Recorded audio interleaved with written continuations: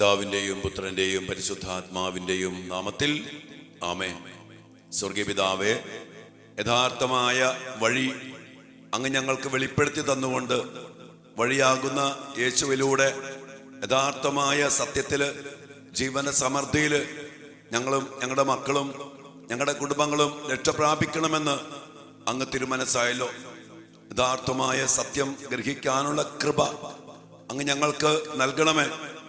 സത്യപ്രബോധനങ്ങളില് സത്യവചനത്തില് അങ്ങയുടെ മനസ്സറിഞ്ഞ് ജീവിക്കാൻ അങ്ങനെ മാത്രമേ അനുഗ്രഹിക്കപ്പെടൂ എന്ന് തിരിച്ചറിഞ്ഞ് ആ വഴിയിലൂടെ ചരിക്കാൻ കർത്താവേ ഞങ്ങൾക്കിടയാകട്ടെ, ഞങ്ങളുടെ മക്കൾക്കിടയാകട്ടെ. ഈശോയെ, മക്കളെ ഓരോരുത്തരെയും ഇവരുടെ കുടുംബങ്ങളെയും ഇവരുടെ മക്കളെയും ഏറ്റവും സ്നേഹത്തോടെ അങ്ങേ തിരുസന്നിധിയിൽ സമർപ്പിച്ച് പ്രാർത്ഥിക്കുന്നു. പരിശുദ്ധാത്മാവിന്റെ ശക്തമായ അഭിഷേകത്താലും കൃപാവരങ്ങളാലും ദൈവിക ജ്ഞാനത്താലും സ്വർഗത്തിന്റെ ചൈതന്യത്താലും പ്രകാശത്താലും നിറച്ച് അങ്ങയുടെ മക്കളെ അനുഗ്രഹിക്കണമേ. അതിനായി കർത്താവേ, ഇവിടെ കുടുംബങ്ങളെ അനുഗ്രഹിക്കണമേ, ഇവരുടെ മക്കളെ അനുഗ്രഹിക്കണമേ. ജീവിതത്തിലെ എല്ലാ പ്രവർത്തനങ്ങളെയും അനുഗ്രഹിച്ച് ആശീർവദിക്കണമേ. അങ്ങയുടെ പരിപാലനയുടെ കരം നീട്ടണമേ. അങ്ങയുടെ സൗഖ്യവും അങ്ങയുടെ സമാധാനത്തിന്റെ എല്ലാ അഭിഷേകവും അങ്ങയുടെ സൗഖ്യത്തിന്റെ ശക്തിയും സമൃദ്ധിയുടെയും ജീവന്റെയും സമൃദ്ധിയും അങ്ങയുടെ ഈ മക്കളിലും ഇവരുടെ കുടുംബത്തിലും ഇവരുടെ മക്കളിലും ഈശോയെ നിറയപ്പെടുമാറാകട്ടെ, ഇപ്പോഴും എപ്പോഴും എന്നേക്കും ആമേൻ. പ്രിയപ്പെട്ട ദൈവമക്കളെ, ഇന്നിവിടെ ധ്യാനം ആരംഭിക്കുകയാണ്. ആരെങ്കിലും ഇനി ധ്യാനത്തിന് പെട്ടെന്ന് ധ്യാനിക്കാൻ വരണമെന്ന് തോന്നുന്നുണ്ടെങ്കിൽ തീർച്ചയായിട്ടും ഇന്ന് വൈകിട്ട് 4:30 രജിസ്ട്രേഷൻ 4 മണിക്ക് തുടങ്ങും. 5 കൂടി ധ്യാനം ആരംഭിക്കും. നിങ്ങൾക്ക് ധൈര്യമായിട്ട് കടന്നു വരാം. എല്ലാവരും അച്ഛൻ സ്നേഹത്തോടെ സ്വാഗതം ചെയ്യുകയാണ്. പ്രിയപ്പെട്ട മക്കളെ, നമ്മുടെ ദൈവം നമുക്ക് വേണ്ടി ചില കാര്യങ്ങൾ പറഞ്ഞു വയ്ക്കുന്നുണ്ട്. അതാണ് വഴി. ദൈവവചനത്തിലൂടെ ദൈവം പറഞ്ഞ കാര്യങ്ങളിൽ കോൺസെൻട്രേറ്റ് ചെയ്ത് അതിനെ ഫോക്കസ് ചെയ്ത് അതിൽ ശ്രദ്ധ കേന്ദ്രീകരിച്ച് നമ്മൾ ജീവിക്കണം. അല്ലെങ്കിൽ സംഭവിക്കുന്ന ദുരന്തത്തെക്കുറിച്ചും ദൈവം പറയുന്നു. ഇന്ന് ഞാൻ പങ്കുവയ്ക്കാൻ ആഗ്രഹിക്കുന്ന ഒരു വലിയൊരു മേഖല ദൈവത്തിന്റെ ക്രോധം വന്ന് പതിക്കുന്ന ഒരു മേഖലയെ കുറിച്ച്. പൗലോസ് ശ്ലീഹ കൊളോസോസ്കാർക്ക് ലേഖനത്തിന്റെ 3-ാം അധ്യായത്തിന്റെ 6-ാമത്തെ വചനത്തില് കർത്താവ് പറയാണ്, ഇവയെല്ലാം നശിപ്പിക്കപ്പെടേണ്ട ചില കാര്യങ്ങളെ കുറിച്ച് പറയാം. എന്നിട്ട് പറയാണ്, ഇവ നിമിത്തം ദൈവത്തിന്റെ ക്രോധം വന്നു ചേരുന്നു. നമ്മുടെ കുടുംബത്തില്, നമ്മുടെ മക്കളില്, നമ്മുടെ ജീവിത മേഖലകളില് ദൈവത്തിന്റെ ക്രോധം വന്നു ചേരുന്ന ചില കാര്യങ്ങൾ. അതെന്താണെന്ന് 5-ാമത്തെ വചനത്തിൽ പറയാണ്, നിങ്ങളിൽ ഭൗമികമായിട്ടുള്ളതെല്ലാം അസന്മാർഗികത, അശുദ്ധി, മനക്ഷോഭം, ദുർവിചാരങ്ങൾ, വിഗ്രഹാരാധന തന്നെയായ ദ്രവ്യാസക്തി, ഇവയെല്ലാം നശിപ്പിക്കുവിൻ.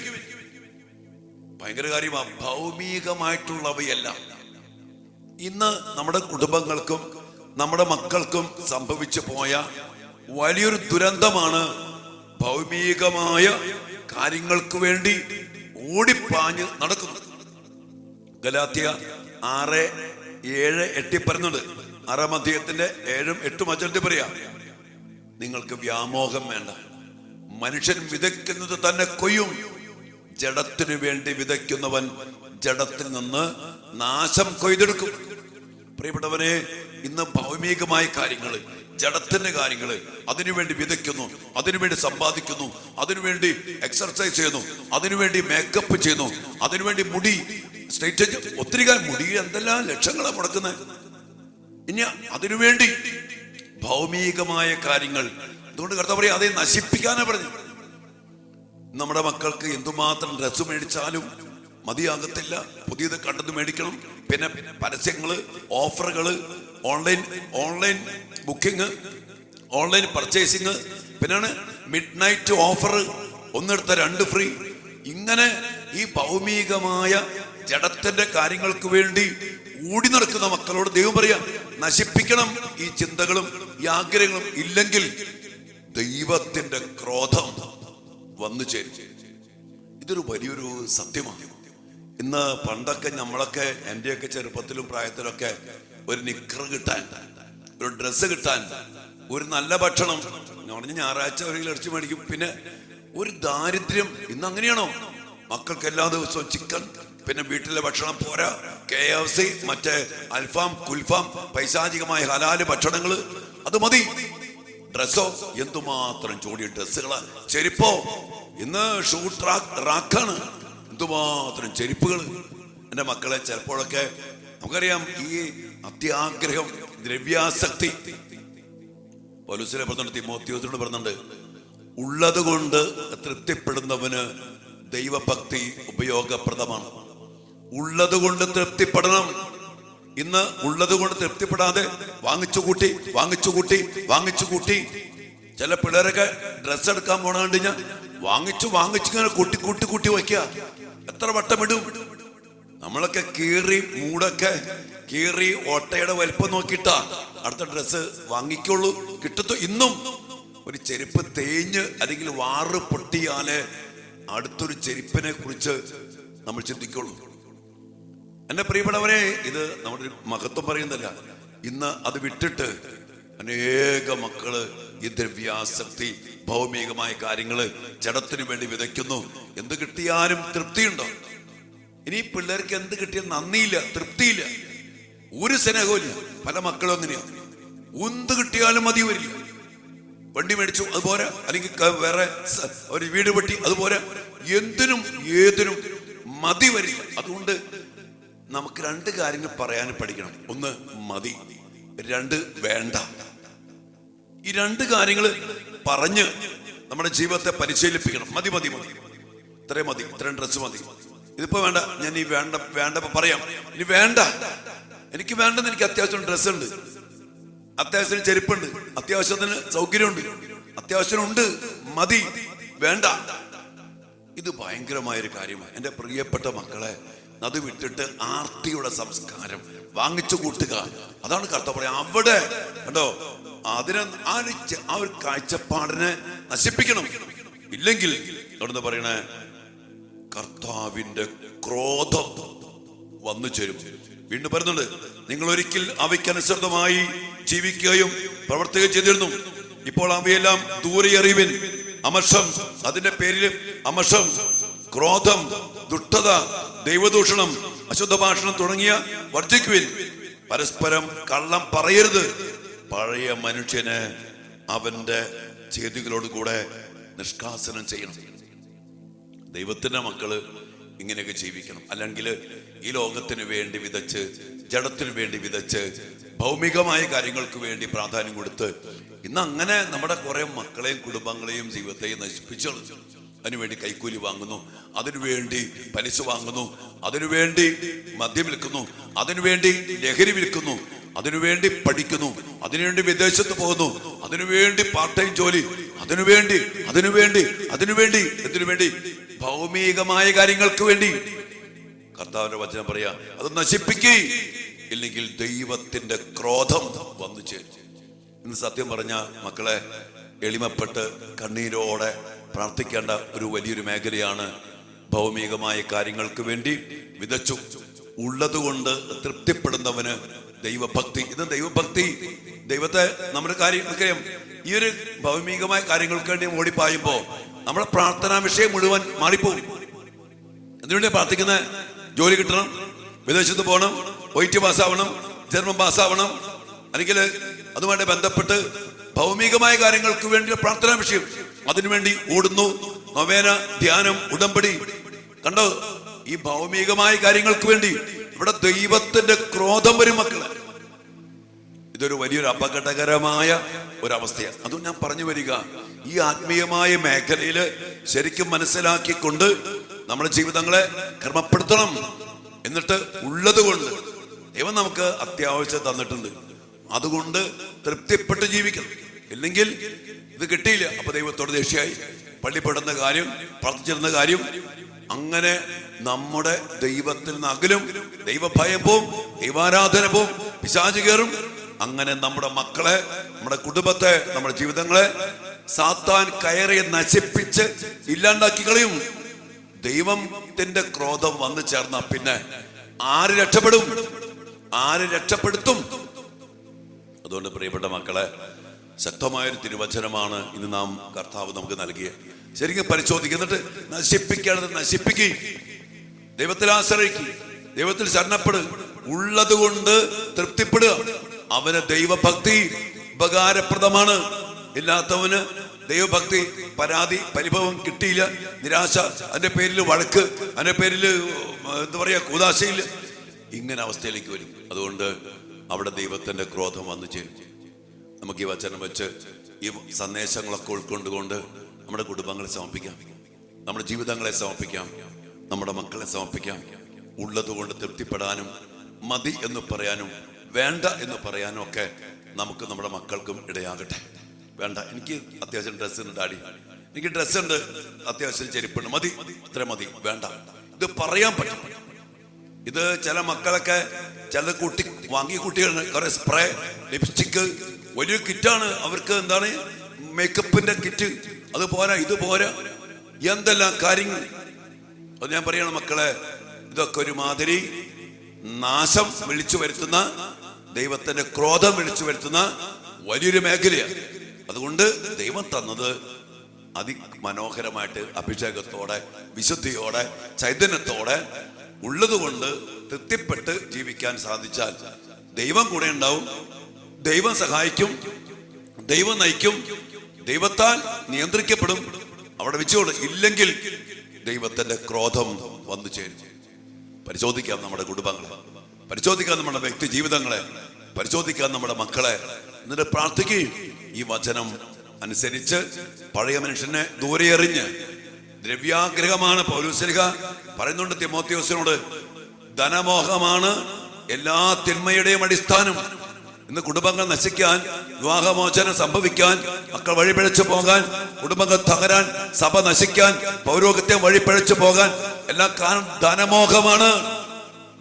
ഭൗമികമായ കാര്യങ്ങൾക്ക് വേണ്ടി അതിനുവേണ്ടി ഓടി നടക്കുന്ന വ്യക്തികൾ ദൈവത്തിന്റെ ക്രോധം വിളിച്ചു വരുത്തി ഇന്ന് കുടുംബം, സഭ, പൗരോഹിത്യം, സന്യാസ ജീവിതം, നമ്മുടെ മക്കള് എല്ലാം നശിച്ചു പോകുമ്പോ എല്ലാത്തിന്റെയും അടിസ്ഥാനപരമായ കാരണം ധനമോഹമാണ്, ഭൗമികമായ കാര്യങ്ങൾക്ക് വേണ്ടിയുള്ള വലിയ ആർത്തിയാണ്. ഇതുമായിട്ട് ബന്ധപ്പെട്ട കാര്യങ്ങളാണെന്ന് സത്യവചനം പറയുമ്പോ എന്തിനാ മക്കളെ ഇതിനൊക്കെ പിന്നാലെ പോണേ? ഒരു ജ്ഞാനം കിട്ടാൻ വേണ്ടി പ്രാർത്ഥിക്കാം, ആ വെളിച്ചം കിട്ടാൻ വേണ്ടി പ്രാർത്ഥിക്കാം, ആ പ്രകാശം കിട്ടാൻ വേണ്ടി പ്രാർത്ഥിക്കാം. ഈശോ നമ്മെ അനുഗ്രഹിക്കട്ടെ, നമ്മുടെ മക്കളെ അനുഗ്രഹിക്കട്ടെ, നമ്മുടെ കുടുംബങ്ങളെ അനുഗ്രഹിക്കട്ടെ. സത്യം നമ്മെ സ്വതന്ത്രരാക്കും. മാത്രമല്ല മക്കളെ, നമ്മൾ ഈ ഭൂമിക്ക് വേണ്ടി ജീവിക്കേണ്ടവരല്ല, ഈ ജഡത്തിന് വേണ്ടി വിതയ്ക്കേണ്ടവരല്ല, ഈ ഭൗമികതയ്ക്ക് വേണ്ടി ജീവിക്കേണ്ടവരല്ല. നമുക്കൊരു ലക്ഷ്യമുണ്ട്, സ്വർഗം. ദൈവത്തിന്റെ കൂടെ വിശുദ്ധമായ ജീവിതത്തിലൂടെ ഉയർത്തെഴുന്നേറ്റ് സ്വർഗത്തിൽ പോകേണ്ട മഹനീയമായ ജീവിതത്തിന്റെ ഉടമസ്ഥരും അവകാശികളുമാണ് നമ്മൾ. അതിൽ കേന്ദ്രീകരിച്ച് ജീവിക്കാൻ നമുക്കിടയാകട്ടെ, നമ്മുടെ മക്കൾക്കിടെ. പിന്നെ ഒരു കാര്യം എനിക്ക് പറയാനുള്ളത് മാതാപിതാക്കളോട്, നിങ്ങൾ നിങ്ങളുടെ മക്കളെ വഴിതെറ്റിച്ചിട്ടുണ്ട്. എങ്ങനെ? ഈ ഭൗമികമായ കാര്യങ്ങൾക്ക്, ഈ ജഡികമായ കാര്യങ്ങൾക്ക്, ഈ ഭൗതികമായ നേട്ടങ്ങൾക്ക് പ്രാധാന്യം കൊടുത്ത് ദൈവത്തെ ഇല്ലാതെ, ദൈവത്തെ കൂടാതെ, ദൈവത്തെ ഒഴിവാക്കി, ഞായറാഴ്ച പോലും എൻട്രൻസ് കോച്ചിങ് വിട്ട്, രാവിലെ എഴുന്നേറ്റ് ട്യൂഷന് വിട്ട്, പള്ളിയിലും വിടില്ല, ഉദാശിക്കും പ്രാധാന്യം കൊടുക്കില്ല, കുടുംബ പ്രാർത്ഥന പോലും ഇല്ലാതെ ട്യൂഷനും എൻട്രൻസ് കോച്ചിങ്ങും ഈ ഭൗമികമായ കാര്യങ്ങൾക്ക് വേണ്ടി പ്രാധാന്യം കൊടുത്ത് നിങ്ങൾ നിങ്ങളുടെ മക്കളെ നശിപ്പിച്ചു. എന്നിട്ട് ഇപ്പൊ എണ്ണിപ്പറക്കിട്ടൊന്നും ഒരു കാര്യമില്ല. കർത്താവ് പറഞ്ഞിട്ടുണ്ട്, ദൈവത്തിന്റെ ക്രോധം വിളിച്ചു വരുത്തും, അത് നാശം കൊയ്തെടുക്കും, വചനം മാറില്ല. ഇന്ന് പല മാതാപിതാക്കളും വിളിച്ചു കരയുമ്പോ സങ്കടമുണ്ട് കേൾക്കുമ്പോഴൊക്കെ. എന്തു ചെയ്യാം? വിളിച്ചു വരുത്തിയ വിതച്ചിട്ടിരിക്കുന്ന വിത്ത് അത് വിളയാതിരിക്കോ, അത് കൊയ്യാതിരിക്കോ, അതിന്റെ നാശം വരും. അതുകൊണ്ട് മക്കളെ, അപകടകരമായ ഒരു കാലഘട്ടത്തിൽ ദൈവമക്കൾ പഴയ മനുഷ്യനെ ദൂരെ എറിഞ്ഞ് ഇതൊക്കെ നശിപ്പിച്ച് ദൈവത്തിന്റെ വചനത്തിൽ, സ്വർഗത്തിന്റെ അടിസ്ഥാനത്തിൽ ജീവിക്കുവാൻ ഇടയാകാത്തിടത്തോളം കാലം ഇനി അങ്ങോട്ട് സമാധാനം പ്രതീക്ഷിക്കണ്ട, നന്മ പ്രതീക്ഷിക്കണ്ട, രക്ഷ പ്രതീക്ഷിക്കണ്ട. സങ്കടമുണ്ട് ഈ വചനം പറയുമ്പോ, പക്ഷെ അതാണ് സത്യം. ദൈവം അനുഗ്രഹിക്കട്ടെ, ദൈവത്തിലേക്ക് അടുപ്പിക്കട്ടെ. സത്യം നമ്മെ സ്വാതന്ത്ര്യത്തിലേക്കും സമാധാനത്തിലേക്കും നയിക്കട്ടെ. ആമേൻ.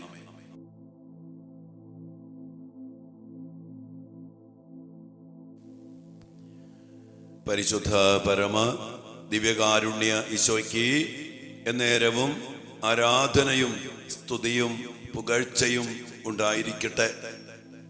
ദിവ്യകാരുണ്യ ഈശോയെ, അങ്ങ് ഞങ്ങളോട് പറയുന്ന സത്യങ്ങൾ ഗ്രഹിക്കുവാനുള്ള കൃപ അങ്ങയുടെ മക്കൾക്ക് നൽകണമേ. കർത്താവേ, മക്കളെ ഓരോരുത്തരെയും ഇവിടെ കുടുംബങ്ങളെയും സമർപ്പിച്ച് പ്രാർത്ഥിക്കുന്നു.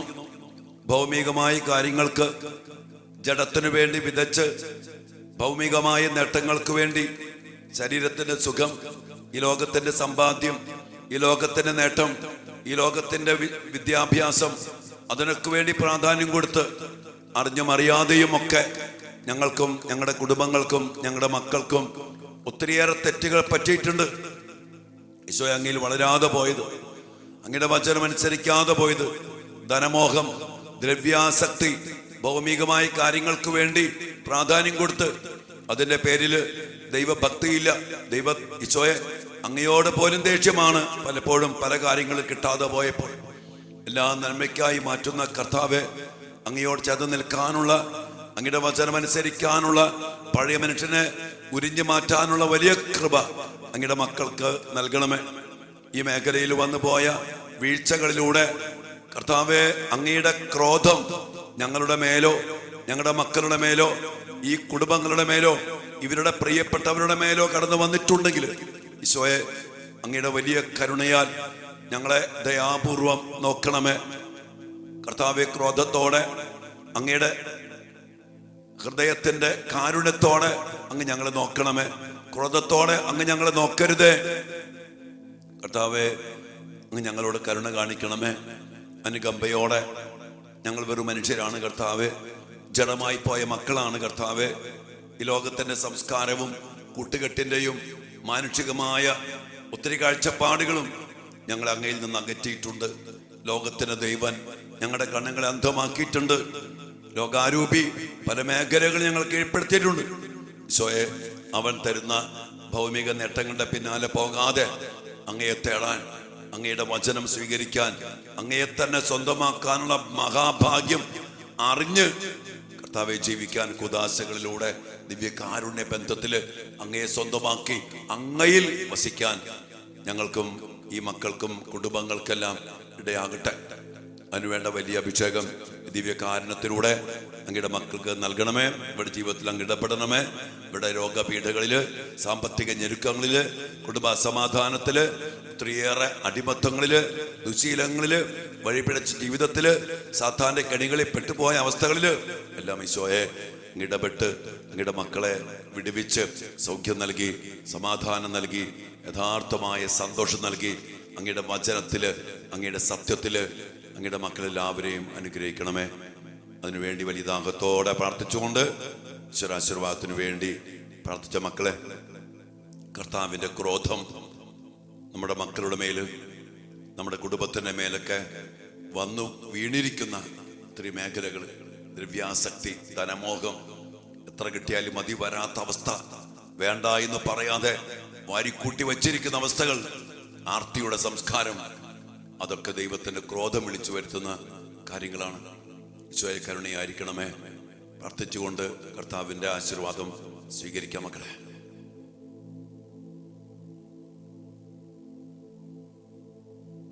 പരിശുദ്ധ ശരീരത്താലും വിലയേറിയ രക്തത്താലും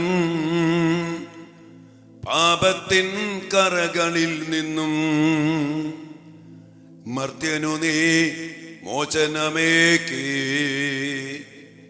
സകലേശാ ദിവ്യ കടാക്ഷം തൂകണമേ വത്സല സുതരിൽ, നിർമ്മലരായി ജീവിച്ചിടുവാൻ ചിന്തണമേ ദിവ്യവരങ്ങൾ.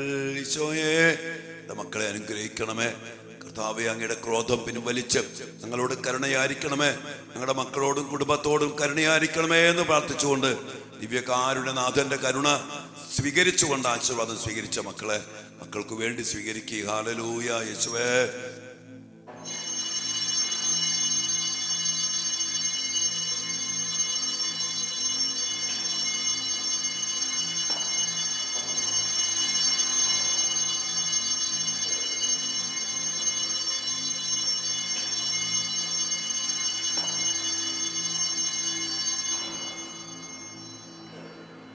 പരിശുദ്ധ പരമ ദിവ്യകാരുണ്യ ഈശോയ്ക്ക് എന്നേരവും ആരാധനയും സ്തുതിയും പുകഴ്ചയും ഉണ്ടായിരിക്കട്ടെ.